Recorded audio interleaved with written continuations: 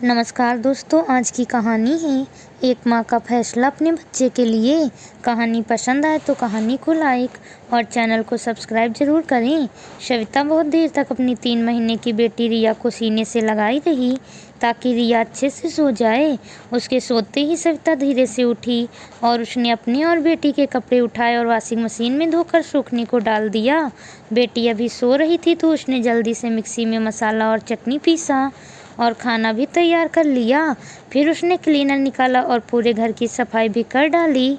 फिर उसने अपने लिए 2 रोटियां बनाई और खाना भी खा लिया, क्योंकि जानती थी कि सासू जी और ननंद रानी के घर में घुसते आज घर में भूचाल आने वाला है। इसलिए अपने आप को मेंटली और फिजिकली तैयार कर लिया था। जैसा कि सविता को अंदेशा था, उसने अपनी थाली का अंतिम कौर खाया ही था कि दरवाजे पर घंटी बजी। कोई और दिन होता तो सविता सब कुछ छोड़कर पहले दरवाज़ा ही खोलती, लेकिन आज हवा का रुख बदला हुआ था। सविता किचन में गई, हाथ धुलकर पानी पीकर आराम से दरवाज़ा खोलने गई और इस बीच दरवाजे की घंटी लगातार बजती रही। दरवाज़ा खोलते ही सासू जी रानी चिल्लाने लगी, कहाँ मर गई थी? कान में रुई ठोस लिया था क्या? या सामान की थैलियाँ ले जाकर मेरे कमरे में रख दो और पानी ले आओ। सविता ने पानी दिया और थैलियों को कमरे में रखने गई तो उसे ननंद रानी नैना के चिल्लाने की आवाज़ आई, मम्मी आपकी बहू रानी ने मेरे दहेज वाला सारा सामान खोल दिया। ये देखो, वॉशिंग मशीन में आज महारानी ने कपड़े धोए और क्लीनर भी निकल गया है। अरे या क्या, मम्मी भाभी ने मिक्सी भी निकाल ली। रानी जी लगभग दौड़ते हुए सब खुले सामान को देखने लगी और फिर सविता के ऊपर चिल्ला पड़ी, तेरी हिम्मत कैसे हुई? मेरी बेटी के दहेज का सामान किसकी परमिशन से तुमने खोला? सविता ने बहुत ही शांत होकर कहा, मम्मी जी जरा धीरे चिल्लाइए, रिया सो रही है। अगर वो उठ गई तो घर के बचे काम आपको और दीदी को ही करना पड़ेगा। जाइए फ्रेश होकर आइए, आप दोनों के लिए खाना परोस देती हूँ। अपनी बात का कोई असर न होते देख रानी जी का पारा और चढ़ गया और उन्होंने किचन में जाती सविता का हाथ पकड़कर मरोड़ दिया। सविता दर्द से करा उठी, लेकिन अभी भी वो शांत थी। उसने अपना हाथ छुड़ाया और किचन में खाना निकालने लगी। रानी और नैना के गुस्से को सविता की चुप्पी ने घी का काम किया। जब सविता रानी और नैना के लिए खाना लेकर गई तो नैना ने गुस्से में थाली फेंक दिया। अब सविता के लिए चुप रहना बर्दाश्त से बाहर हो गया। उसने गुस्से में रानी को देखा और नैना को एक जोर का थप्पड़ लगा दिया। सविता की यह हरकत अप्रत्याशित थी। तुम्हारी हिम्मत कैसे हुई अनाज का अपमान करने की? कभी एक वक्त का खाना बनाया होता तो पता चलता कि कितनी मेहनत लगती है खाना बनाने में। और गुस्सा किस चीज़ का आप दोनों दिखा रही हैं?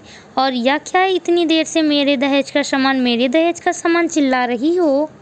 अच्छे से और दिमाग खोलकर यह बात आपने भेजे में घुसा लीजिए कि यह आपके नहीं मेरे दहेज का सामान है, जिसे मेरे पापा ने अपने मेहनत और ईमानदारी के पैसों से खरीदा था, तो इसे इस्तेमाल करने का मेरा पूरा हक है। इन सामान को इस्तेमाल करने में बिजली का जो लंबा चौड़ा बिल आएगा वो क्या तुम्हारे पापा भरेंगे? रानी बेटे की गाल को सहलाते हुए बोली, जी नहीं, बिल मेरी बेटी के पापा मतलब आपका बेटा भरेगा। अरे जब बिजली का बिल भरने की क्षमता नहीं थी तो दहेज में इन सामानों को मांगा ही क्यों? अपनी इस बेकार कामचोर बेटी के दहेज के लिए माफ़ कीजिएगा मम्मी जी, लेकिन दहेज जिसका है वही इस्तेमाल भी करेगा। तभी रिया के रोने की आवाज़ सुन सविता कमरे में जाने लगी तो रानी ने चिल्लाते हुए कहा, यह खाना जो फर्श पर गिरा है उसे क्या तेरे मायके वाले आकर उठाएंगे? इतने छोटे से काम के लिए उन्हें क्यों कष्ट देना? जिसने फैलाया है साफ भी वही करेगा। क्यों नैना, साफ कर लोगी ना? सविता ने मुस्कुराते हुए नैना को देखा। नैना अपने गालों को सहलाते हुए हाँ में सिर हिलाई। आप सभी सोच रहे होंगे कि सविता बहुत तेज तर्रार बहू है जो अपनी सास और ननंद पर हुक्म चलाती है और उन्हें टॉर्चर करती है। आप सविता की क्रिया पर कोई प्रतिक्रिया बनाएं, उससे पहले रानी और नैना की भी क्रियाकलापों का बखान सुन लें। सविता की शादी में रानी ने सामानों की एक लंबी लिस्ट सविता के पापा को यह कहकर पकड़ा दी, कि यह सामान आपकी बेटी के लिए ही है, उसे ही इस्तेमाल करना है, उसे ही सहूलियत रहेगी अपनी गृहस्थी चलाने में। बेटी के सुख और आराम के लिए एक पिता सब करता है, तो सविता के पापा ने भी अपनी बेटी के सुखी संसार के लिए रानी के लिस्ट के सभी सामान दे दिए।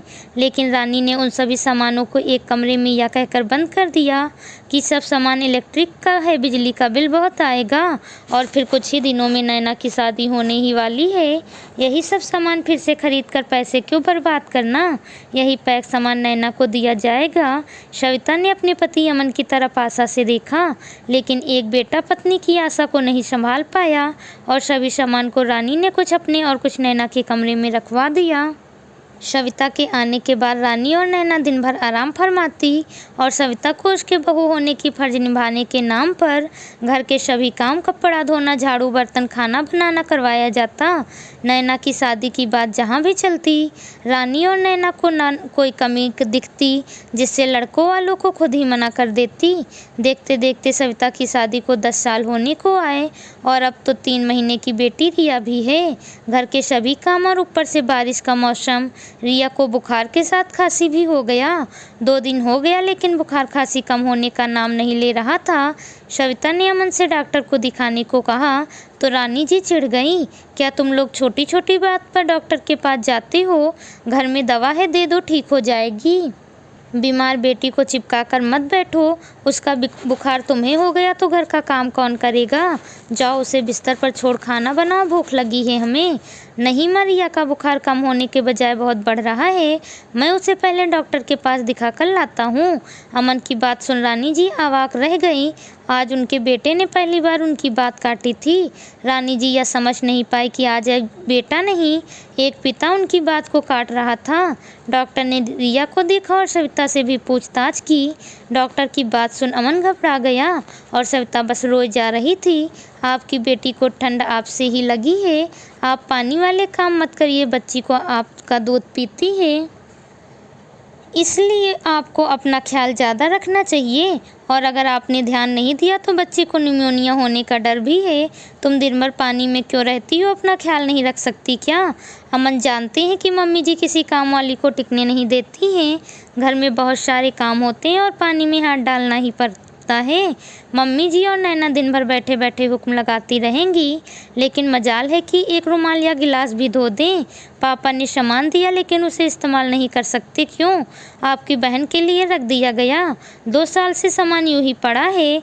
आपको आदर्श बेटा और भाई बनना है तो बनिए, लेकिन अब मुझे पता है कि मुझे क्या करना है।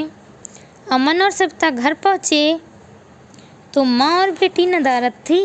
अमन सविता को छोड़ ऑफिस चला गया और फिर सब सामान निकाल लिया और सविता ने रिया को दवा पिलाकर सुला दिया और फिर सब सामान निकाल लिया। एक औरत पत्नी और बहू बनने पर सब कुछ बर्दाश्त कर लेती है, लेकिन एक माँ कभी नहीं। आज सविता ने जो कदम उठाया वो एक माँ का कदम था। एक माँ का वो सही था या गलत, कमेंट करके ज़रूर बताएं। कहानी पसंद आई हो तो कहानी को लाइक और चैनल को सब्सक्राइब ज़रूर करें। मिलती हूँ आपसे अगली कहानी के साथ। Please subscribe channel.